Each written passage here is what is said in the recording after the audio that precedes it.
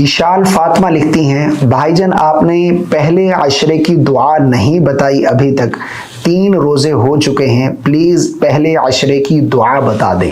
جی بالکل، میں نے پہلے عشرے کی دعا اب تک آپ کو نہیں بتائی۔ پہلے عشرے کی دعا آپ کو اسکرین پر نظر آ رہی ہے۔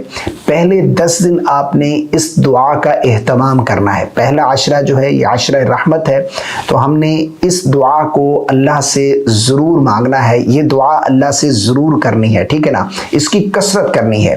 وہ کون سی دعا ہے؟ رب اغفر وارحم وانت خیر الراحمین۔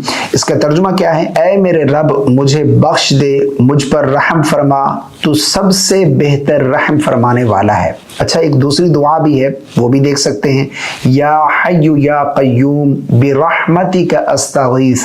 اچھا نستغیث بھی پڑھ سکتے ہیں، یا حی یا قیوم برحمتک نستغیث، یہ بھی پڑھ سکتے ہیں، ٹھیک ہے نا۔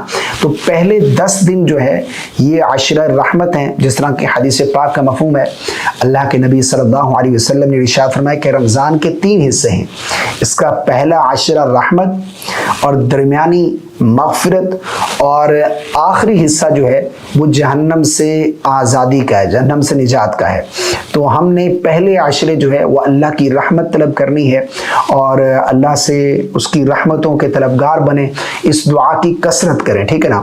ہر وقت جب بھی آپ نماز پڑھ رہے ہیں، نماز کے بعد دعا، اس دعا کا ضرور اہتمام کریں۔ افطار کے وقت، سحری کے وقت، تہجد کے وقت، جو بھی آپ تراویح کے بعد، آپ نے اس دعا کو ضرور کرنا ہے، یہ اللہ سے یہ دعا ضرور کرنی ہے۔ یہ پہلے عشرے کی دعا ہے اور یہ دعائیں قرآن مجید سے ثابت ہیں اور قرآن مجید کی آیات کا حصہ ہیں، اور یہ امت کی آسانی کے لیے، کیونکہ اللہ کے نبی نے فرمایا کہ پہلا حصہ رحمت، تو اسی حساب سے علماء نے امت کی آسانی کے لیے یہ دعائیں بتلائی ہیں کہ ان دعاؤں کا اہتمام کر کے اللہ سے اس کی رحمت جو ہے وہ طلب کی جائے۔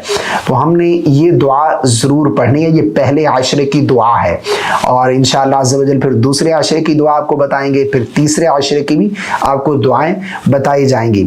مجھے امید ہے آپ رمضان کے پورے روزے رکھ رہے ہوں گے۔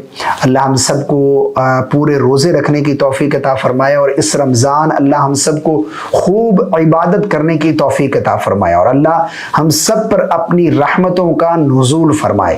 ہم سب ایک دوسرے کے لیے دعا کرتے ہیں، آپ میرے حق میں دعا کیجئے، میں آپ کے حق میں دعا کرتا ہوں۔